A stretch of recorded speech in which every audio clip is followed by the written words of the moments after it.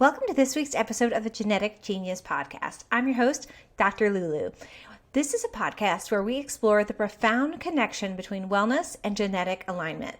Today we're joined by our guest, Angela Lundy, a dedicated guide on the journey towards health, wellness, purpose, and alignment.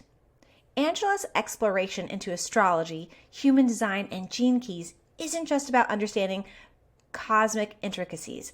It's a roadmap toward well-being. As a multifaceted Gemini Sun, Libra Moon, and Leo rising, Angela lives a multi-passionate life, incorporating tools like hypnosis, meditation, and planetary systems. Her health journey, interwoven with holistic wellness, led her to a pivotal discovery. Human design became the key to unlocking vitality and purpose. In this episode, we delve into how these systems, astrology, human design, and gene keys impact not just destiny, but physical well-being. Angela's insight into aligning purpose with well-being is a beacon of hope for those seeking health, energy, and joy. Join us as we explore the powerful connection between cosmic wisdom and holistic health. Hi, everyone. Welcome back to the Genetic Genius Podcast. And I'm so thrilled to have Angela Lundy here with us today. Welcome, Angela. Thank you for having me. I've been really excited about this. I've been binging all of your shows and I thought, oh my gosh, when I was going through my health crisis, I wish I had this, right? That's one of the reasons why the podcast is out there, to help people wanting to know more information about their health. And I'm so excited for our conversation today, which is going to dive deep into some other aspects of health on the spirituality level, which is so important in my philosophy as a naturopathic doctor.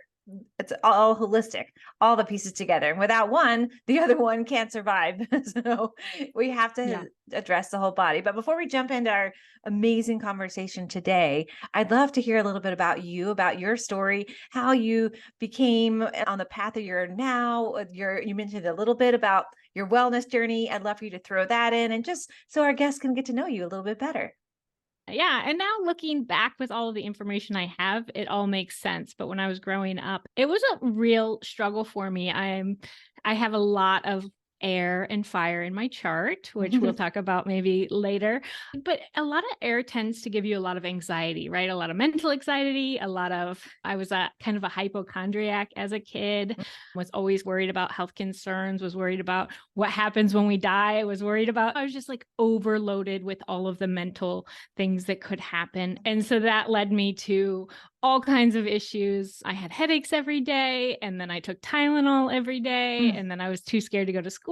I would have my mom take me to the doctor, and they would put me on antibiotics. So I was like consistently on antibiotics, having Tylenol almost every day, which of course, now we see why my liver is sluggish and why gut issues have cropped up. And I was always super interested in health and always the healthiest eater. My mom would take us to Wendy's and I'd get a salad. And I just always enjoyed healthy foods, vegetables, things like that.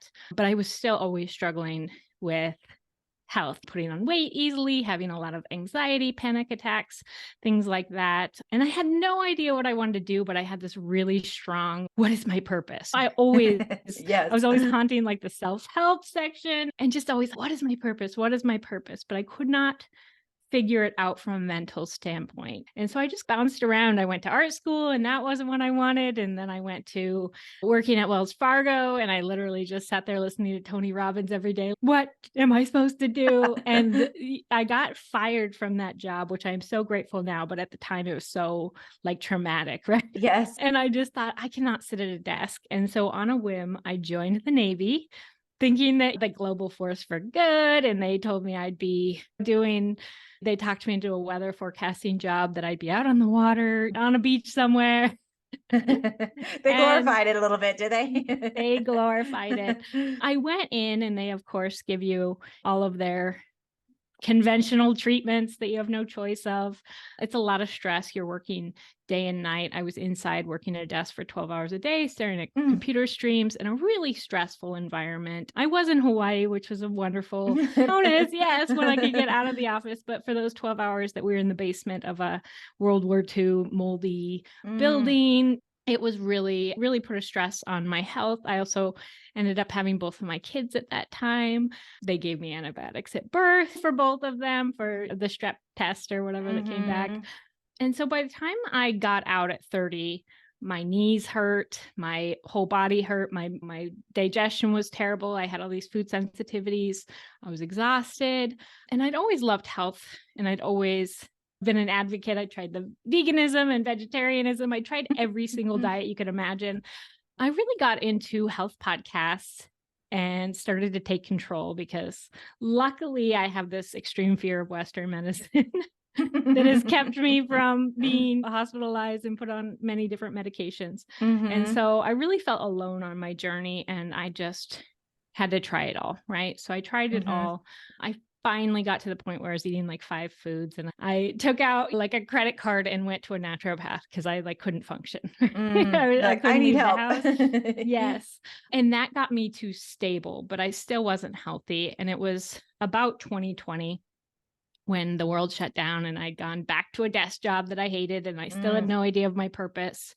Because when you don't have your health, it's really hard to care about your Mhm. purpose, right? Yes, Or exactly. energy. Right, to have the energy for your purpose, exactly. Yes. So I had taken classes in 2017, 2018. I'd learned human design a little bit, surface level.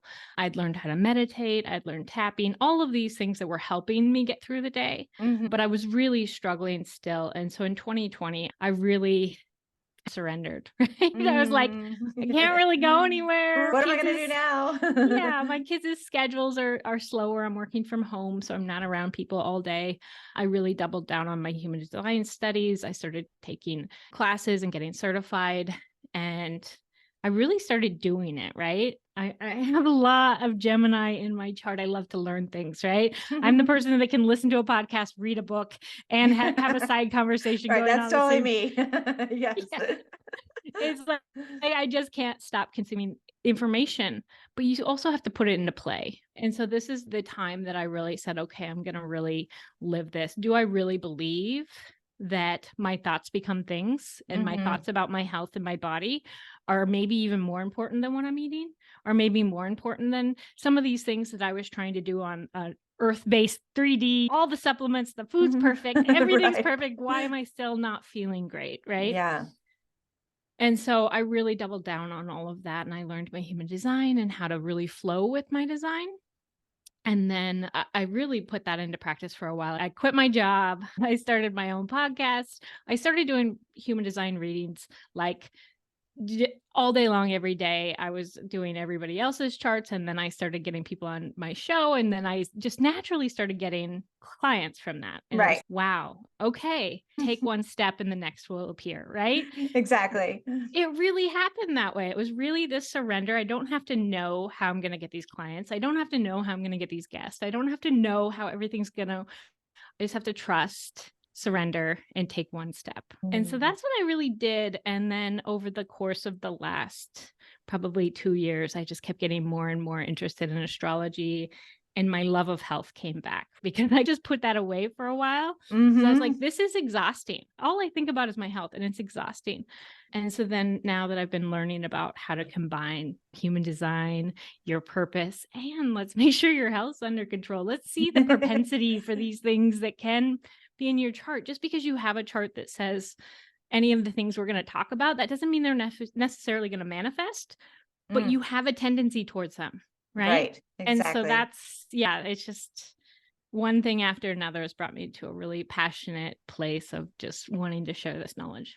Oh, wow. Thank you so much, Angela, for sharing your story and the journey. And I know that our listeners can relate, especially with finding your purpose and not feeling good and wanting to do something different, but not sure how to do it. And yeah, I know that everyone that's listening out there can relate to wanting to live their life for the best, right? Yeah. Whatever that is. We're all trying to do that, I think, for sure. And you mentioned a couple things we're going to dive into a little bit deeper so we can understand human design and what that all is, and astrology and all the yummy pieces. So I would love for us to there about Like you talked a little bit about the exploration there, but maybe we could talk about each of the pieces and what they mean and how, and we'll dive into them. Let's start with the astrology piece first, because I think that, we all know about astrology in one form or another, like with the stars and what our sign is, but you really dive deeper. How is your kind of like comprehension of the astrological chart really helped play a role not only in your own health journey, but then how do you use it in helping others? Yeah. Yeah. So when we look at human design, I see a body graph and I see maybe how your vehicle works, right? When I look at an astrology chart, I see a map.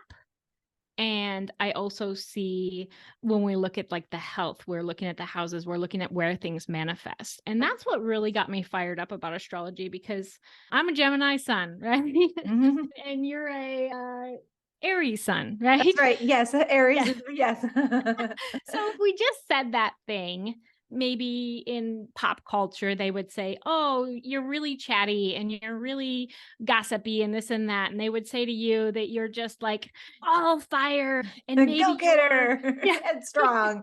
And it's okay, cool. Maybe I have some of that, right? I'm good at conversation, but I'm almost 27-degree Gemini. That's a very different thing than a 2-degree Gemini. My sister's a 2-degree Gemini. She's the chattiest person you've ever met. She has this line that goes straight to the throat. It doesn't even go through the mind. It says what it thinks, right?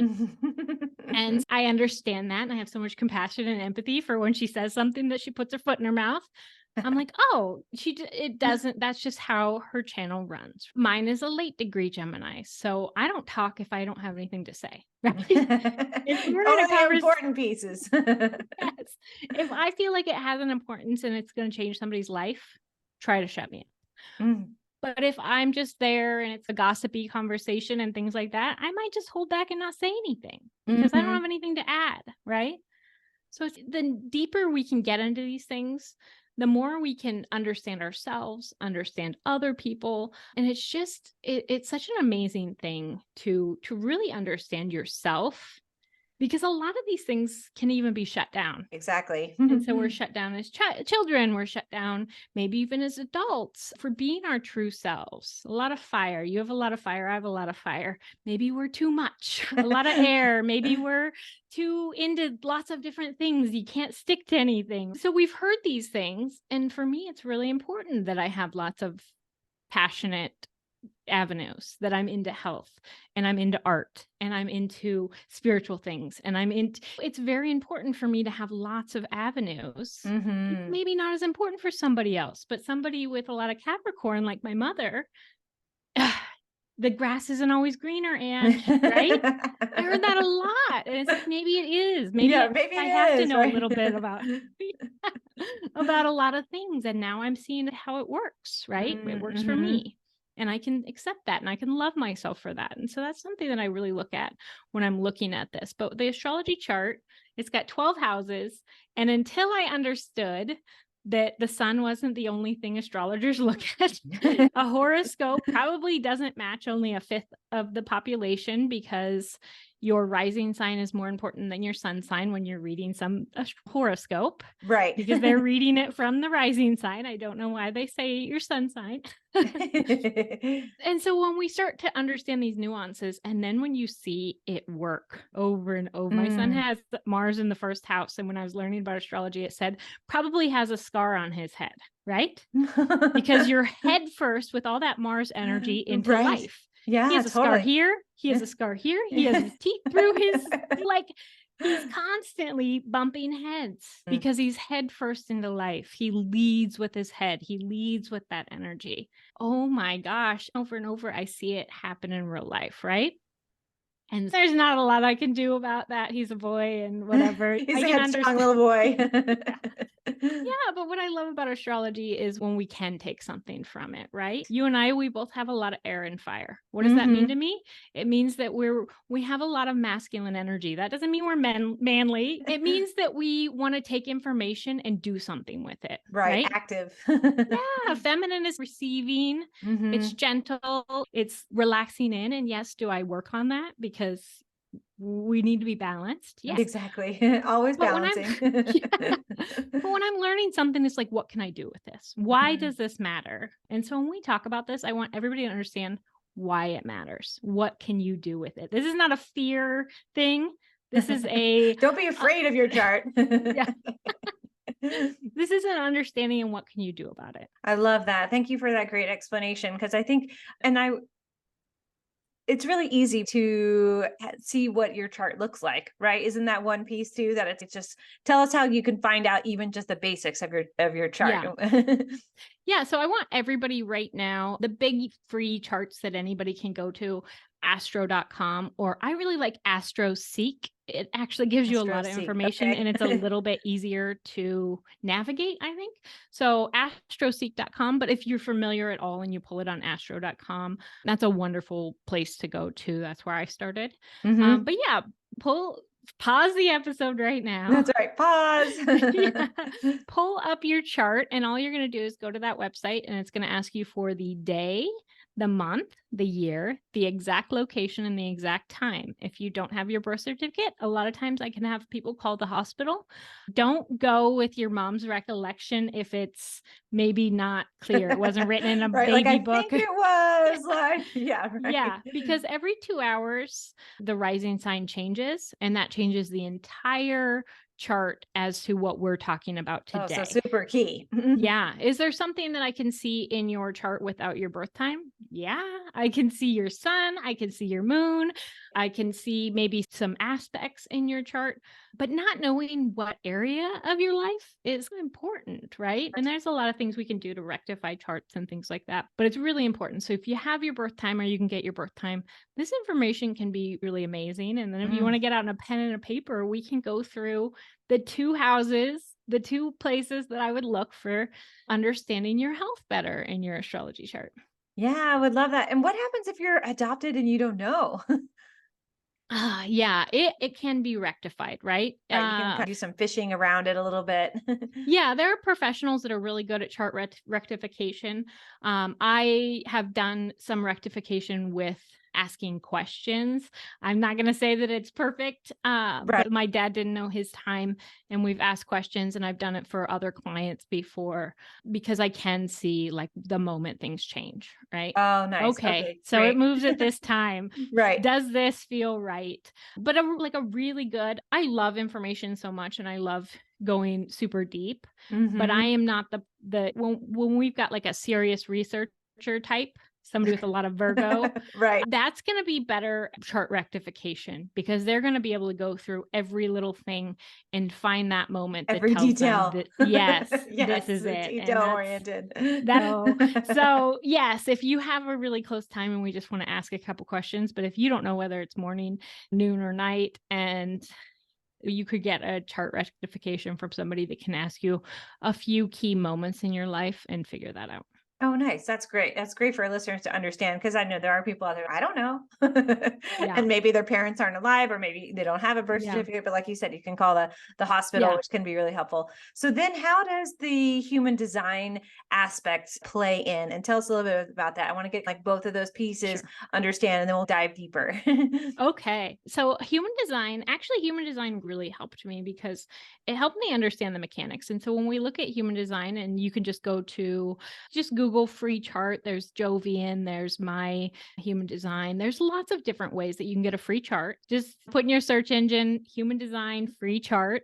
You're going to put the exact same information because these are all planetary systems, right? Okay. Mm-hmm. And if people don't understand why the planets affect us, look at the moon. Yeah, you probably do parasite. Let's double down on full moon because That's we right. see parasites being more active. We look at the trees. They don't sap during certain times because the sap will overflow during the Mm-hmm. full moon. We really shouldn't be doing any surgeries during a full moon. You can bleed out. Like Right. we Yeah, have there's more specifics. yeah, we have more liquid or more in our blood during full moon, right? We can Mm-hmm. feel bloated and puffy. We can also feel very emotional, right? So the planets really, they have this effect. And what we talk about is weather, right? Because they have this effect that doesn't necessarily mean this is going to happen to you, but it's the weather, right? It's right. like there are forces that are pushing on you that you can do what you want with this weather. For human design, in the moment of birth is just, I always think of it as like we're kind of computers, right? Or just like a seed, right? A little seed. You could drop all these seeds on the table and have no idea what's going to grow, but that seed knows it's programmed, right? It's going to grow this and it's going to need this and it's going to have this life cycle. It's programmed, right? Same with humans. We are programmed from birth to make sure that we're unique expressions. We're all unique, right? Right. Yes. Which is what makes the world so wonderful to live in. It does. And so and that's my biggest thing that I hope anybody gets out of this is you are so unique. Do not try to be anything but you. And if you're so far pushed out of who you are, these systems can really bring you back, right? And so human design, it does take the astrology into the chart. It also takes the Kabbalah, tree of life, the chakra system, the Hindu chakra system, which is when we're looking at the chart, we can see the chakras that are activated by the different planets. It also takes into account quantum physics and the Chinese I Ching. If anybody studied the I Ching, human design has found a way to bring that I Ching into your birth date. Because I love the I Ching, Yeah, but now that's great. we know which of the 64, that's what they use in Gene Keys too, is the 64 keys, which ones are activated for you. That doesn't mean that the planets don't move and you don't feel the other ones, but these are the ones that you have access to consistently, right? The ones that are most in alignment with who you are. Yeah. And so from human design chart, we can see your archetypal energy, which we talked about a little bit, your profile. So you're going to see a 1-digit number with a slash and another 1-digit number. That's your profile. This is the archetype, right? Just the 4-6. You're really here to be an influencer. You're a vessel of love. So you're here to influence and share this vessel of love. Vessel of love sounds all warm and cuddly. That's but totally me. But it's really this, you signed up to see all the places that there are love, all the places that there aren't. You also really have that strong body. This is a holistic healer. This is somebody that can tap into other people's bodies, tap into your bodies. When something is off and out of alignment, it's going to show up in the body. And that's what you signed up for, right? Exactly. That's me in a nutshell, everyone. Yes. And so you're here to do that through a heart space, through a loving everybody deserves this, right? The vessel of love doesn't discriminate. Like everybody deserves this. And so, yeah, it's a really beautiful cross and you're the 4-6. So you've got all of this ability to network and bring people together and be a role model. And you probably had a rough first 30 years. That's what every 6 line has. It's we're in the dirt. We're here with y'all. We're screwing up. And then we're going to take a little breather and start looking at what worked and what didn't, and then come out as this real role model so that I can really help people. And the role model can be a little bit outside looking in. It can be a very good observer. It doesn't have to, the 5 line, I have so many 5 lines, they have to fix you, right? They have to let me pick you up and fix you. And they give a lot of energy towards that. They're really great coaches, but a 6 line can really say, okay, I'm looking at the big picture here. And it's a beautiful role for what you're doing. And yeah, we could real quick, if you're 1 line, you've got to have all the facts and investigate. And if you're 2 line, you're flowing and really good, naturally gifted, so much that you don't think you have any gifts because it's so easy. Not that you don't have to work on them, right? Not that you don't have to do the work. Michael Jordan did 10,000 hours or whatever, but he was naturally gifted. And so you really have to listen to what people say you're really good at with a 2 line. 3 line, don't tell you anything. You're going to experiment yourself. I got a kid that's a 3 line. I don't try to tell him yes or no. I try to give him the facts and I know he's going to do it anyways. 4 line is that beautiful networker, knowing how to gather the right people. And then 5 line we talked about was that savior. I can save you. I can fix you. I can really great coaches and things like that, but just don't over give. Yeah. Nobody wants to do that. That's not good for your health. Yeah. And then that 6 line is that role model. So we can see the archetype in this. We can gather a lot of understanding.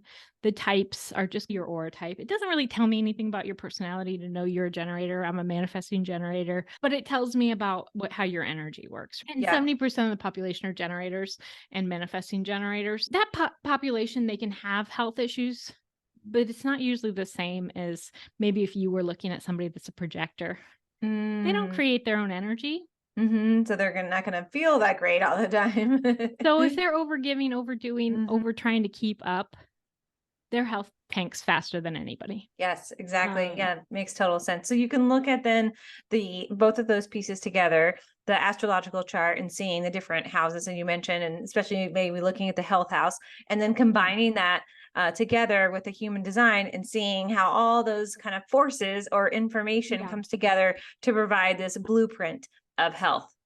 And not just health, but the holistic health. I'm going to throw out just for you, and you can tell me how you. Oh, nice. Okay, good. Here we go, listeners. This one, it's interesting for adults. I have a son that has this, and I have a husband that has this. And once you've already gone over 30 years, not maybe following this, maybe you don't connect with it as much, right? Ra taught us what's the perfect way to eat. For me, it's calm, right? For me, it matters my environment more. Eating with people upset my stomach. I didn't know that for 30 so interesting 5 years. Yeah. And now I eat 90% of the time by myself. Doesn't mean I don't sit down with my family, you know, a few nights and eat, or sit down with them and say, hey, to my husband, calm down, because you're making my stomach hurt with your energy. But I follow that, and oh my gosh, how much difference has it made in my life? That's amazing. And sometimes there's lots of different ones, but I just want to talk about yours. Yours is a thirst, right? So thirst can be hot or cold, right?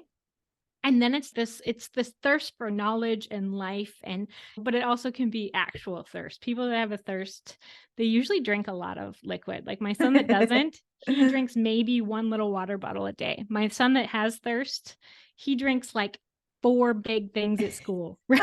Like he drinks when he drinks. He drinks a lot. He nursed, right? Yeah. It was intense. He's intense, right? He's a cold thirst. So cold, drinking a cold liquid with his food is actually really important. If he eats a warm meal, he goes and has a giant bowl of frozen blueberries to cool off his system. So it slows him down, right? Yeah. Anytime I feed him like a soup or something, he's very uncomfortable, right? Like it's super hot. Yeah. My husband, he's got a cold digestion as well. This is what you have. He actually really likes hot food, but he does drink an ice cold drink with it to help with that, right? But my son doesn't really like hot food. He prefers cold food. He prefers salad. He prefers cold foods. My friend and my niece that have a hot, because you can be hot or cold. She's always drinking tea. She's always drinking hot chocolate. She's always drinking. And my friend's the same way. She can eat a salad, but she pairs it with a warm drink, right? You have a cold digestion. So that's something, I don't know if you've ever noticed or anything like that, but that would be something to think about, right? Yeah, totally. Yeah. Kind of slow down. Yeah, that totally resonates. Especially, I think I'm more seasonally with that because I live in a cool place in the winter.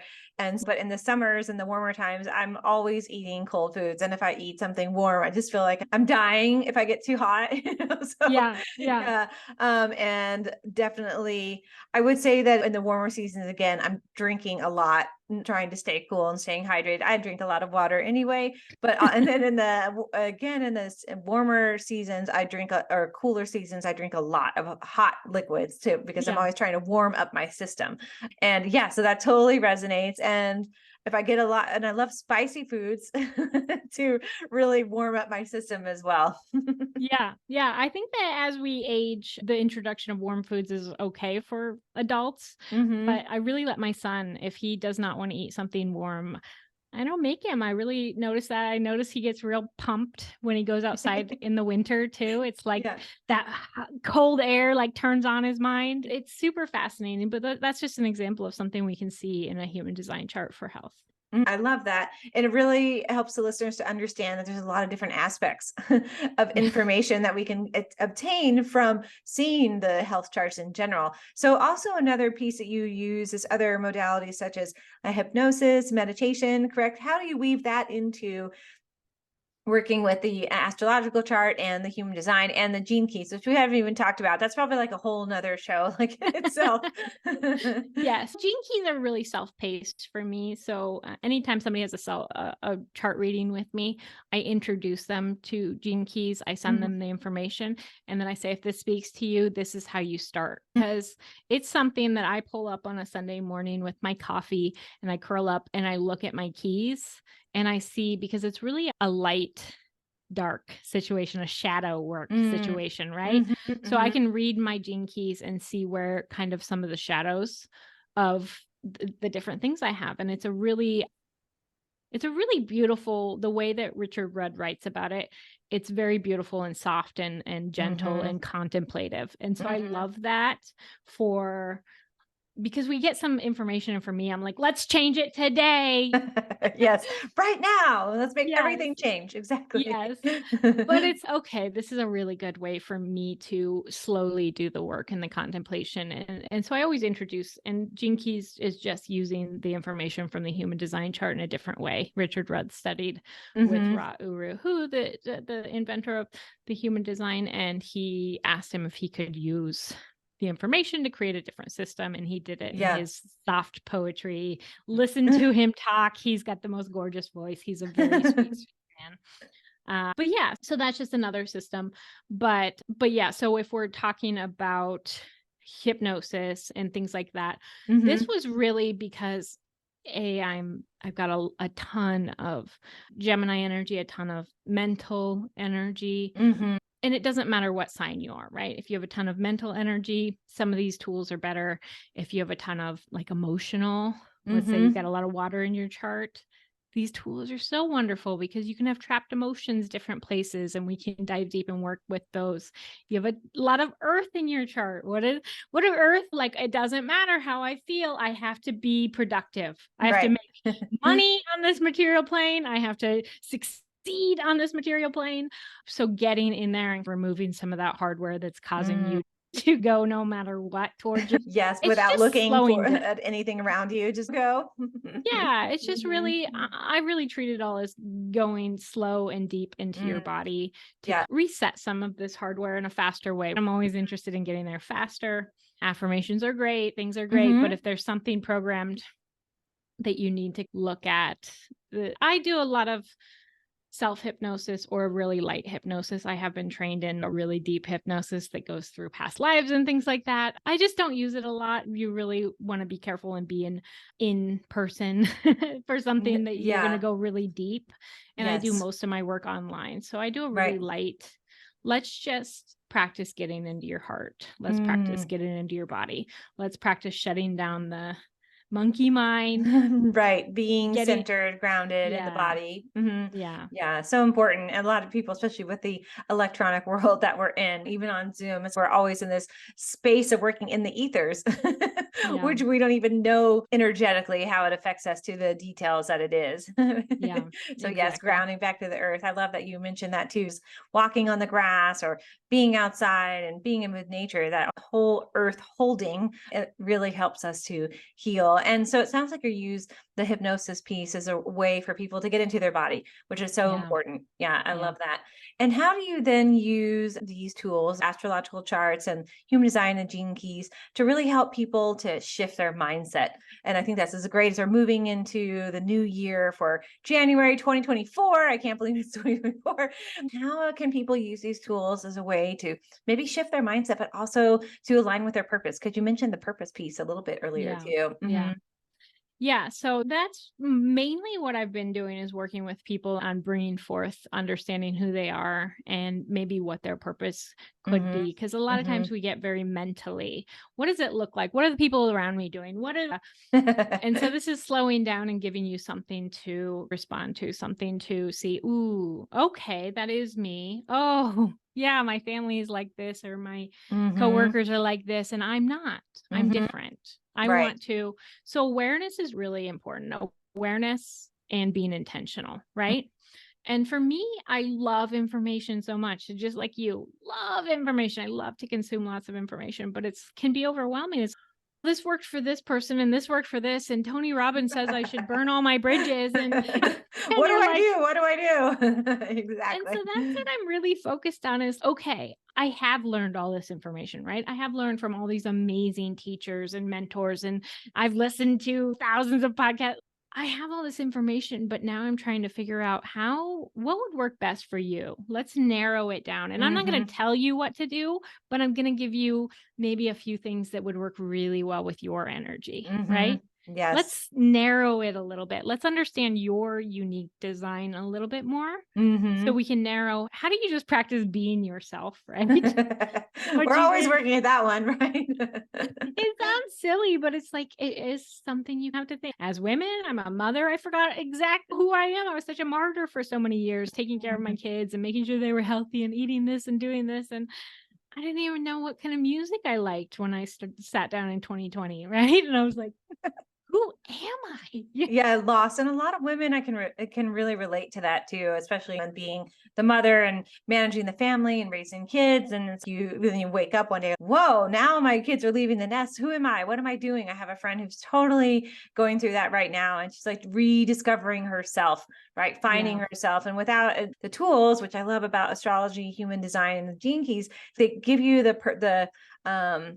show you the different pathways, right? Help you to navigate through that pathway with a much better sense of clarity and purpose. Yeah. And you can understand some of the ways you get held up. I have an incredible emotional wave, right? I'm an emotional decision maker, is what we talk about in human design.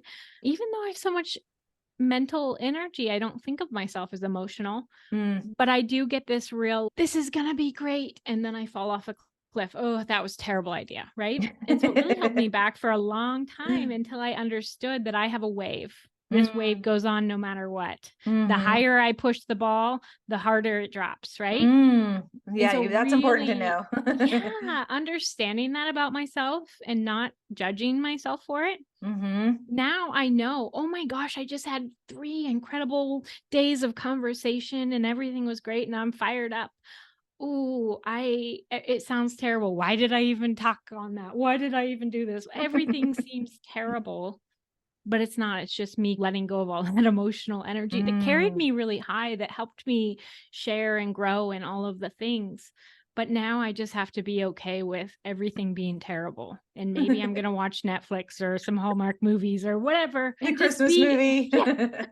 be okay with everything being terrible today. And it's not going to last forever. And I'm not bipolar. There are people that are bipolar. I was worried, right? It runs in my family. My sister shows a lot of signs sometimes, but it's not, right? It is not. And I had to do some research and make sure, but it's just a real excitement. And everybody that has this wave feels it like that. So helpful for me to understand that. Oh, I love that. Thank you for sharing that, because it's really important to understand that our emotions are a part of us, right? And so sometimes when we understand them deeper, how we work as an emotional individual, it allows us, one, to understand ourselves, but also how we relate to the world around us in our own family environment, in our community, in the greater world, right? So maybe we don't take things so personally ourselves when something shifts around us. So it can really help and also help us to guide us with that piece of purpose, right? Finding that alignment and where's that place that you can know, okay, I might react this way, but that's okay. That's just who I am. And accepting that and being okay with that. You have an emotional wave and it's okay. I have this big dream and maybe people will say that it's a little crazy right now. And, I don't know. And when it gets to this nice centered place that you can say, oh, it's time. And that's what emotional people need, is time. And a lot of programs and a lot of things are like, make the decision right now. There are people that make a split-second decision and it's correct for them. An emotional person, it's not, right? I can sign up for a program and 3 days later be like, that was a terrible idea. But if I wait, why did I do that? But if I wait a couple of days, I always say, if you're emotional, you got to play a little hard to get, right? Wait a few days, see how it feels for a few consistent days. And it might go really high and it might go really low. But once you're to a calm and you're okay either way, grab it and go, right? Then you have all that energy to do it. Yeah, that's totally the way that I make decisions too. I can make a decision on the moment and I really trust my gut and emotions about it. But then also if it's like a much larger decision, let's say like buying a car or something like that, I'm like, I always go to myself, okay, let's look at all the different aspects. And it's great because my husband, he never can make a decision like in the moment. He's like much more, like even more than me, he needs to take time. So it's a great balance for the two of us. But yeah, it's important, I think, too, when I'm making decisions for my patients about their health, and I can really be clear, but then sometimes I let them know, hey, I need a couple more days to analyze the results of your functional medicine lab test, or I need time to do a little bit more research instead of making a decision about today about what you should take for this XYZ. And they really appreciate that, because there's a lot of information out there, and I want to be able to give the clearest possible and best information that I can to help my patients. Yeah, that's amazing that you do that you recognize, because a lot of people think that I need to know right now. Especially in our world. Like, I want to know now. I didn't want to know yesterday, and I want to know how I can get better to the exact moment. Yeah, everything's so fast. Yeah, it is. So yeah, just even looking at that, and when you look at your chart, maybe anybody out there that pulled their chart, you'll see, am I splenic? That's an instant, very quiet, right? Am I sacral? That's a very yes, no. I ask my children, everybody in my house is sacral, but me, I'm emotional. It takes me a little bit more time. They're sacral. So I say yes, no questions. Do you want this for dinner? Yes or no? Do you want that? Yes or no? Do you want to be signed up for basketball? Yes or no?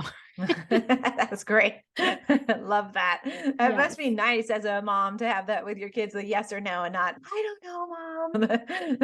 The year of making a decision. That's really great.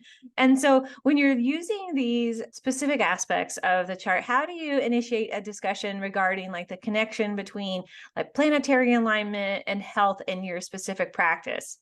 Yeah. So it really depends for me if somebody's coming to me and saying, hey, I'm really struggling with my health, or I really am struggling with making a routine. These are two things that trigger me to look at the chart in that way. Most of the time, I'm looking to whatever is going on, right? I'm lost. I don't know. Oh, I'm terrible at making decisions. Oh, this is going on in my life. I use that to guide me, because we could go on for day. I could literally give a chart reading all day long, right?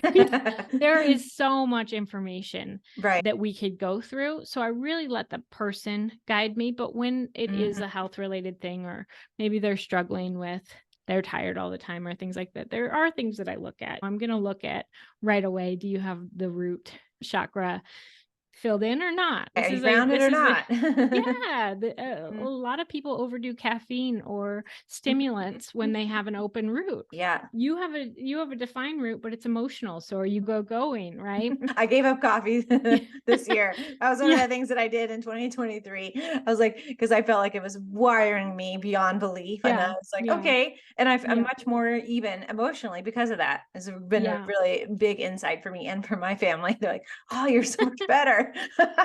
I love coffee so much, but I have to watch it too. So I do the 4 sigmatic balance. Oh, nice. It has ashwagandha. It's only 40 milligrams of caffeine. Yeah, I love it. Yeah. So I'm like, as long as I keep that below a certain milligram, I have the ashwagandha and the different things that are going to help with my adrenals. And I can have a little bit, but it is something that I have to watch. Not everybody. My husband will drink a coffee at 8 o'clock at night and go to sleep. That's a lot of genetics too in there. Whether you have the specific genes, how you metabolize. Slow metabolizer.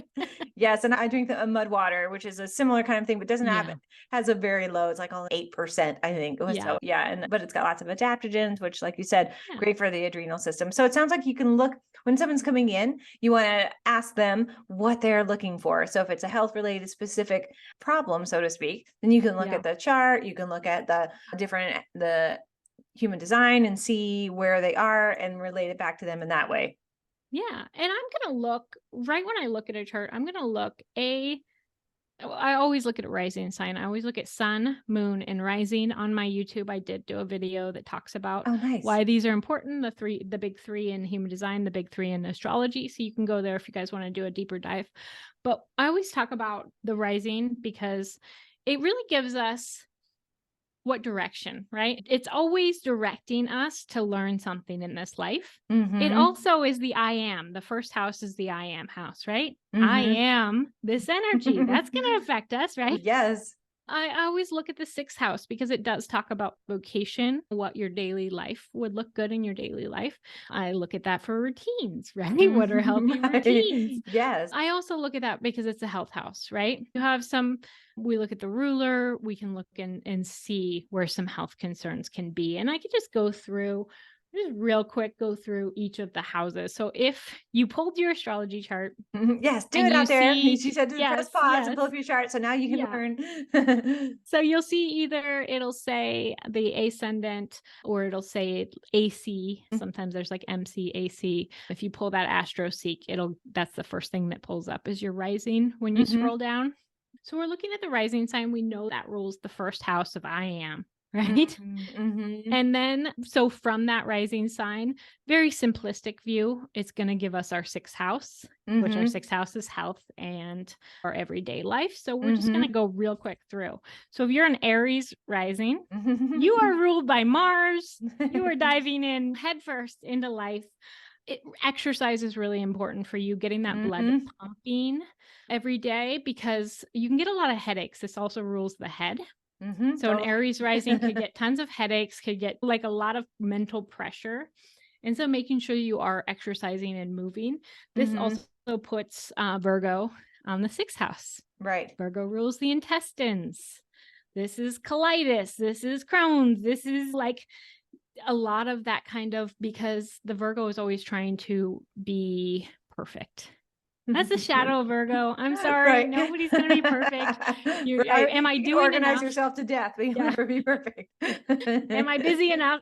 This could be somebody that really pushes, right? You've got Mars on the ascendant. I am strong. I'm the warrior. This also came to learn courage, right? That doesn't mean you were born the most courageous person in the world. It means things in life will happen to make you courageous, right? Yes. So step into that a little bit. Know that you are strong enough. You do have that kind of warrior in there. And then make sure you're doing some good Virgo things, which I would say meditate, take some of the mental pressure off of yourself, be organized, be of service, but not to your detriment. Yes, self-care. Prioritize your self-care. Yeah, So key. yeah. Yes. You probably like health food too with Virgo on the sixth house. Virgo's a very they like health, right? Healthy. Yes. Yeah. I think that's really important. Yes. And this can be Aries moon too. We can look when we're talking about either of these. If you have an Aries moon, this can be a lot of like exercise is very good for you. Oh my gosh, I'd die if I don't exercise. Taurus. Yeah, you've got an Aries sun. So you still, it's all in there, right? Taurus. So Taurus on the first house. You're going to be like a really grounded individual. I love a good Taurus. Yeah.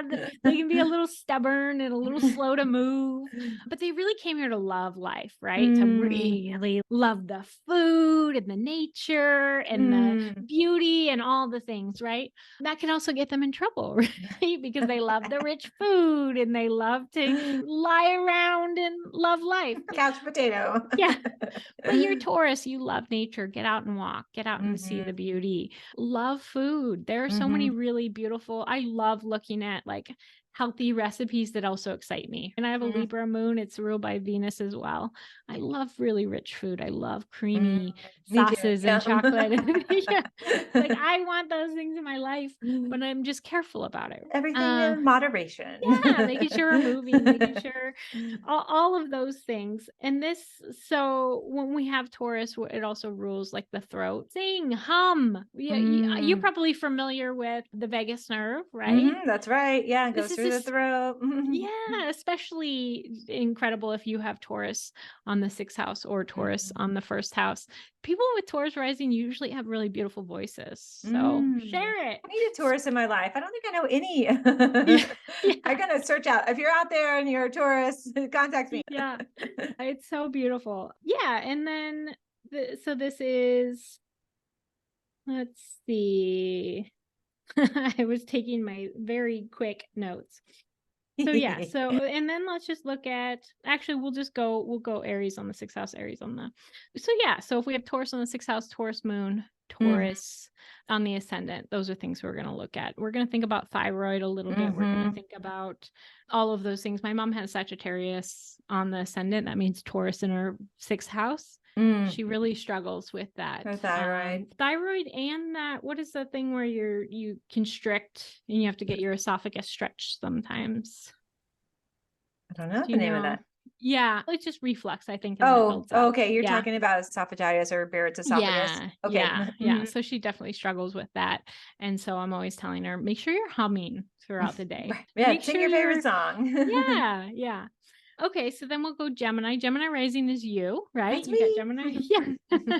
You got Gemini rising. You don't have any other planets in the first house, but Gemini rules your chart, or the Mercury rules your chart. So we know that mental stimulation is extremely important for you, right? That's why I'm a doctor, you guys. Yeah. If you're a Gemini rising and you're in a field or doing some sort of work that doesn't have that mental stimulation, your body's going to show it, right? We're going to Right. have maybe weakness in your arms, could be weakness in anything that pairs, your weakness in your eyes, weakness in your kidneys, weakness in your lungs, things like that. My grandma was a really incredible psychic. My son has Gemini rising, and she said, make sure you watch his lungs. So when I learned about the fact that he has Gemini rising, making sure he does breathe fully, that he does really have enough mental stimulation to So excite important. him about life. Yeah, exactly. Keeping interested. There was a book, it's like a magazine when I was a kid called Games Magazine, and I just loved it because I was always doing something. My mom was like, always kept me busy. Yeah. And you have air rising and air moon. Air is all about communication and thinking quickly and all of that. And so that air moon is also feeding into that. And so you also have, with Gemini rising, then we're looking at having Scorpio on the 6th, or we're just going to stick to Gemini. So let's look at Gemini on the 6th house as well. Let's keep lots of interesting things. Let's read a book. Let's have good conversations, right? I always look at the 6th house as, what are my routines that keep me healthy, right? So if you have a Gemini in the 6th house, make sure your routines are keeping you healthy.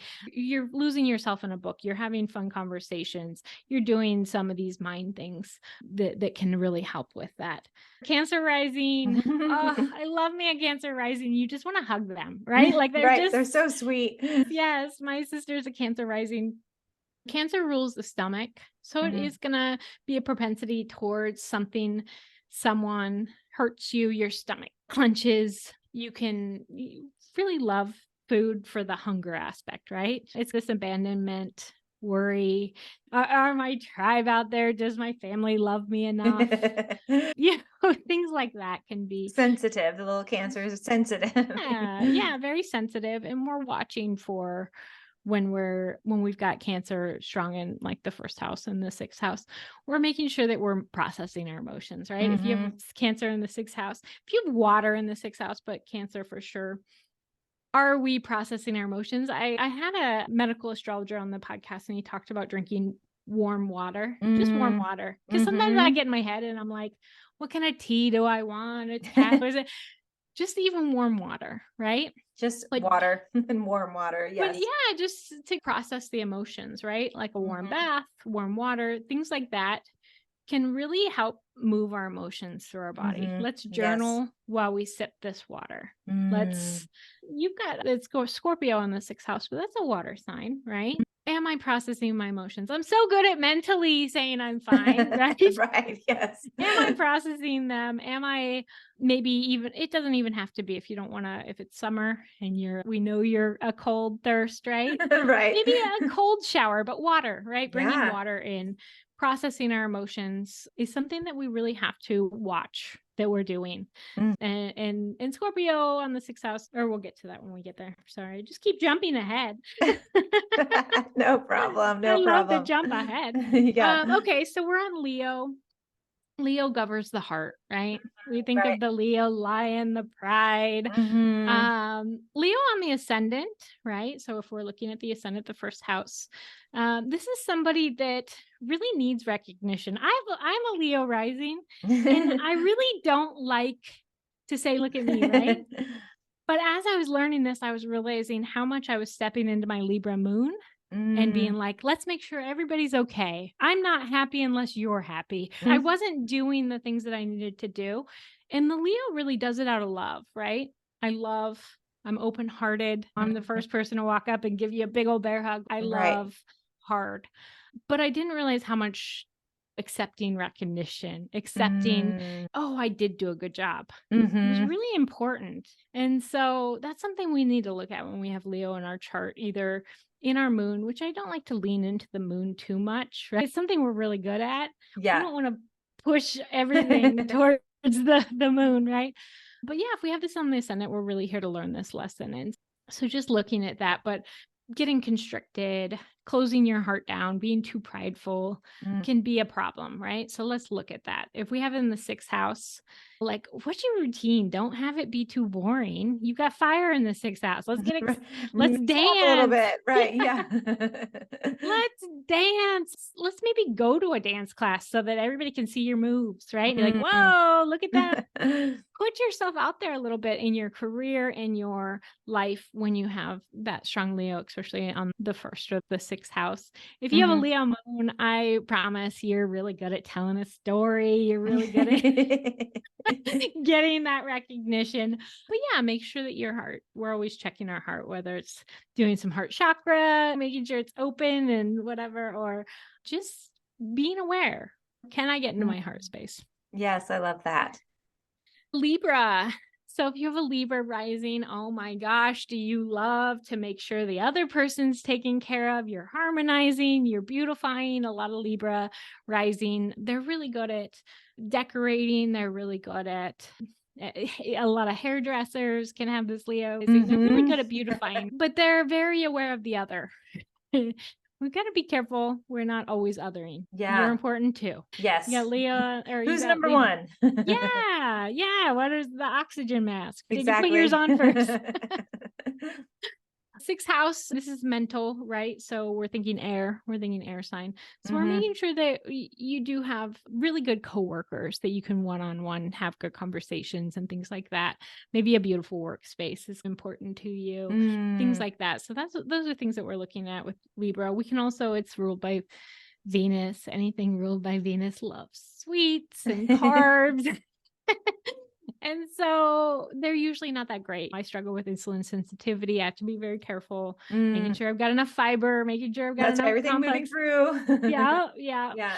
And so that's just something to look at. Yeah. Do I have a little bit of maple syrup here and there, but I have it on flax bread? Right? Something to help it move through the body, Yes, right? Keep the blood yes. sugar balanced. Yeah. So, Exactly. So always thinking about that, especially if you have a real sweet tooth, which a lot of Libra risings have. Let's make sure we're not overdoing it. mhm. Scorpio rising, you are here to feel deep. You are here to give it your all. But the Scorpio rising, which this is reproductive system, endocrine system, things like that. Mhm, mhm.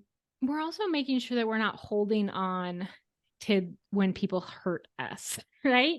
Right. Scorpio doesn't like to let go. They have a hard time with it, right? I have a niece that's a Scorpio rising. Oh my gosh, is she the funnest kid? She goes after things. I think even having what is it, the Pisces on the 6th house? But yeah, so she's all in, but if you wrong her, man, she has a hard time letting it go. Oh, I'm yeah, like, holding on. hey, don't hang on to that. Don't Yeah. hang on to that. This is that phrase. You have a lot of Scorpio in your chart. That phrase that not letting go or not forgiving is taking poison and one thinking Right. it'll hurt the other Yeah, what person. is it? Burn, fool me once, fool me twice. What is that expression? Something like that. Yeah. Yeah, this is a real holding on to it, but it's not Mhm. helping you. So finding a way to process this, and we can do that in lots of ways. This is processing our emotions. We can do some tapping, we can do some visualization, put that person in front of you, see some forgiveness. Things like that are just really important lessons, but it's really amazing because they have no problem going really deep. And I love that Mhm. about Scorpios, right? And you have Scorpio in the 6th house. So what does that help you with in your everyday life? Digging deep. And this is somebody that I think of as being really able to analyze a lot of information and Mhm. really find it, right? Being the Right. detective. I think of a I call Scorpio myself as that all the time. a detective. They're not going to let go no matter what, That's right? right. So it's a really beautiful thing for you to have on your 6th house, right? Mhm. Oh, It's helping you. totally. That's your vocation, right? That's That's what right. you That's do every that's what day. I do every day. I'm the detective nonstop. Yeah. Yeah. So I love that so much. It's just, yeah, watching that you're not getting too compulsive, right? That you're not Right. spending maybe all day trying to figure out this problem Yes, because you don't letting want to it let it go. go. Yes. And so it's just awareness, right? It's always bringing the awareness. Sagittarius. So Sag rising.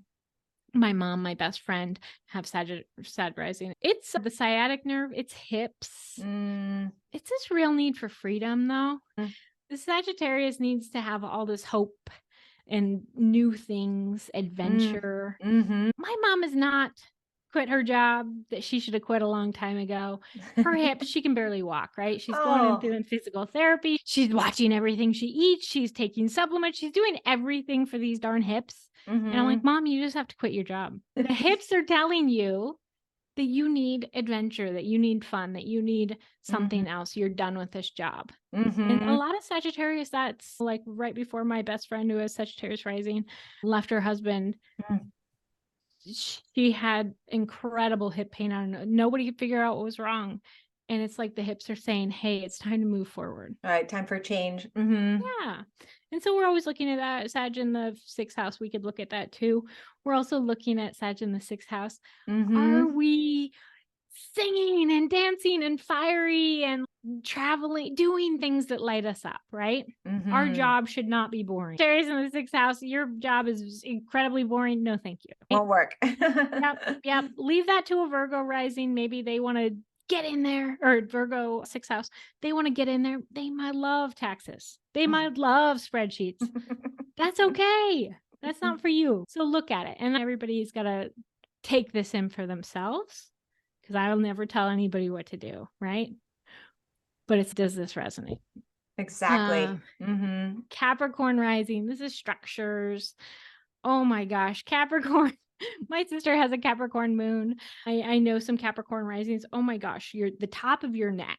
My sister has rocks in there. I'm like, you need to do some yoga. You need to do massage. But it's just the weight of the world. I have to solve it. I have to carry this. I have to be strong for everybody. Capricorn moon, my sister's always the martyr. I am going to take on this for you and this for you and this for you, because that makes me feel like I'm fulfilling my role. I got the job done for you. Yeah. And it's, be careful of that, right? Be careful of that. I have Capricorn in the 6th house. It's structures. I struggle with teeth and bone issues a lot, right? I have to be very cognizant of that. But I also make sure I love to walk hills, right? I love to do yoga.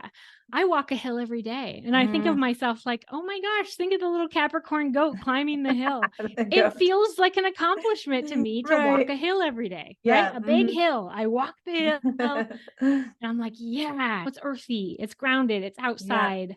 I get in the yoga. If you have a lot of Capricorn Saturn energy, like make sure your spine is loose, right? Do some yoga. You're gonna it's structured, right? You could have more arthritis and things like that. You've got to watch your calcium deposits, watch these things, make sure you're moving your body. Aquarius.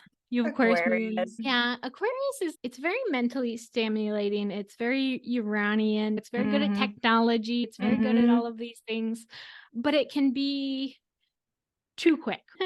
Nervous system. So we're making sure we're like you said, you gave up the caffeine. You probably don't need a stimulant to get going with an Aquarian moon. No, right? no, everyone would say that about me.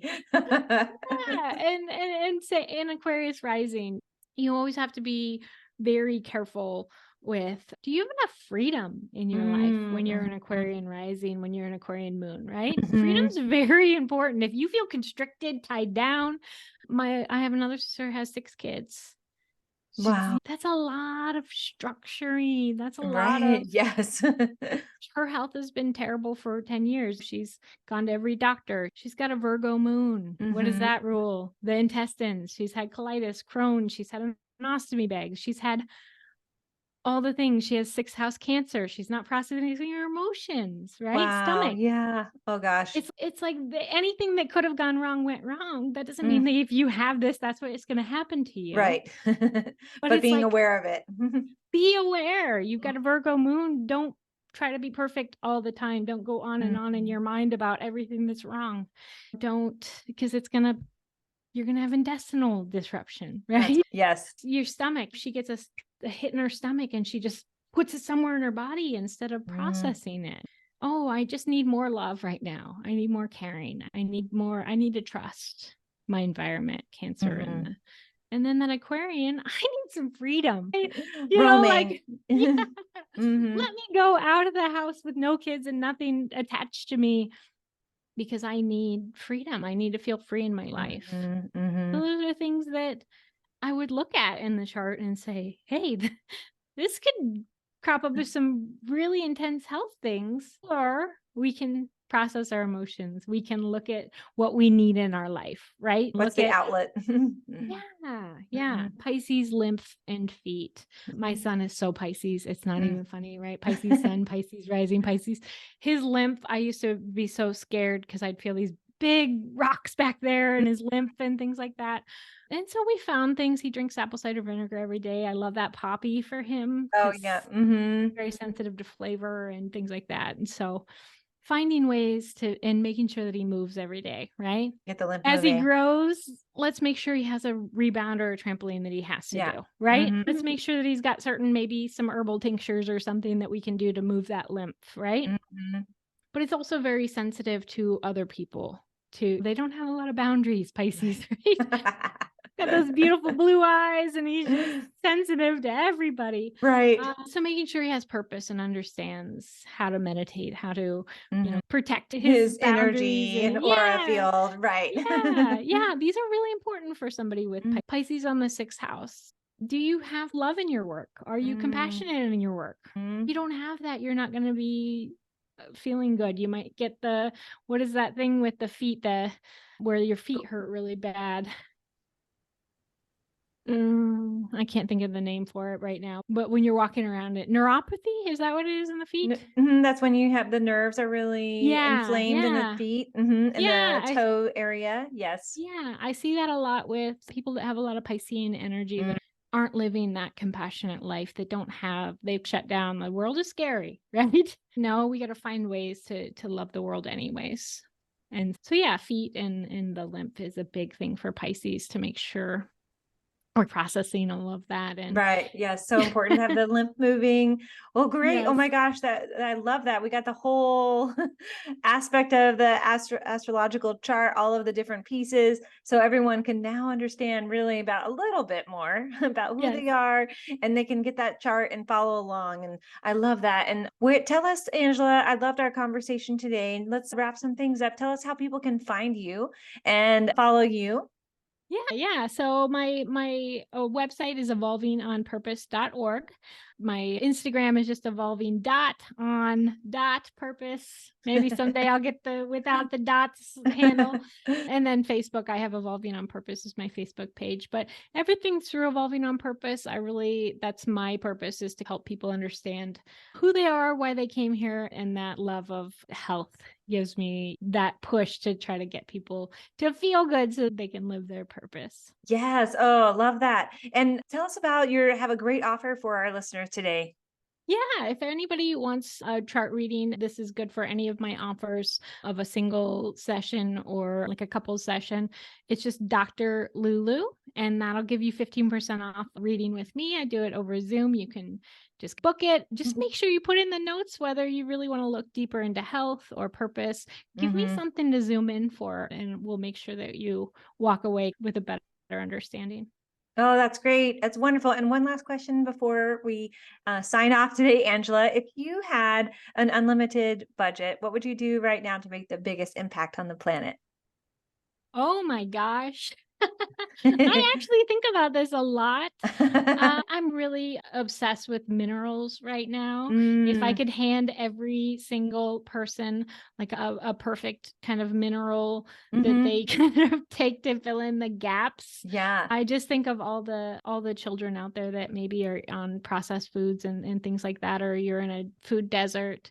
Yeah, if I could just hand them maybe some Shilajit. It's something for the minerals. It's really important. I love that. And so key, I think there's so many different aspects of how we're starting to really help people in other populations that don't have access to good food and good water. I think we'll definitely see that evolve over time. That's a great one. I love that.